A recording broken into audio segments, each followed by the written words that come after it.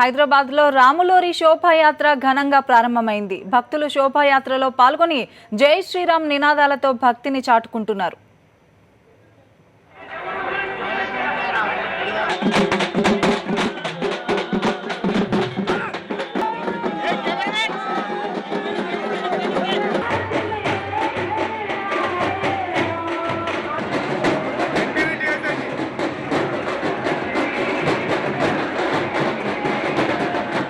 హైదరాబాద్లో రాములోరి శోభాయాత్ర ఘనంగా ప్రారంభమైంది. దీనికి సంబంధించిన వివరాలు మా కరెస్పాండెంట్ తిరుమల అడిగి తెలుసుకుందాం. తిరుమల, శోభాయాత్ర ఎలా సాగుతోంది?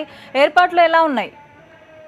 తరంగినే ఈ రోజు ఏదైతే సీతారాముల కళ్యాణ సందర్భంగా ప్రతి సంవత్సరం కూడా 2010 నుంచి కూడా హిందూ ధార్మికులు అదేవిధంగా హిందూ సంస్థలు నిర్వహిస్తున్నటువంటి శ్రీరాముని శోభాయాత్ర అత్యంత ఘనంగా ప్రారంభమైంది కూడా మనం చెప్పుకోవచ్చు. సుమారు 11 గంటల ప్రాంతంలో గోషామాల్లోని సీతారాముల దేవాలయం నుంచి ప్రారంభమైనటువంటి శోభాయాత్ర నేరుగా మంగళ్ హాట్, జుమైరాత్ బజార్, బేగం బజార్, అఫ్జల్ గంజ్, సిబిఎస్, బడి చౌడి, కోటి, హనుమాన్ వ్యాయామశాల వరకు కూడా ఈ శోభాయాత్ర సాయంత్రం వరకు కొనసాగుతుంది.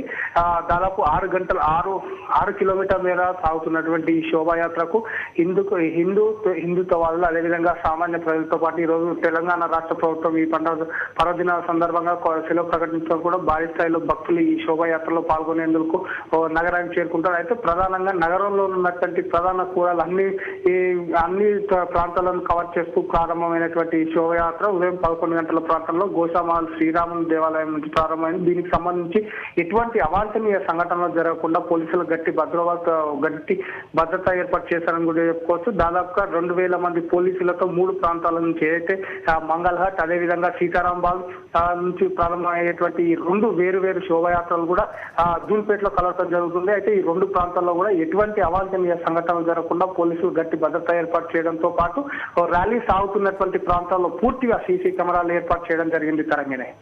Okay Tirumal, thank you.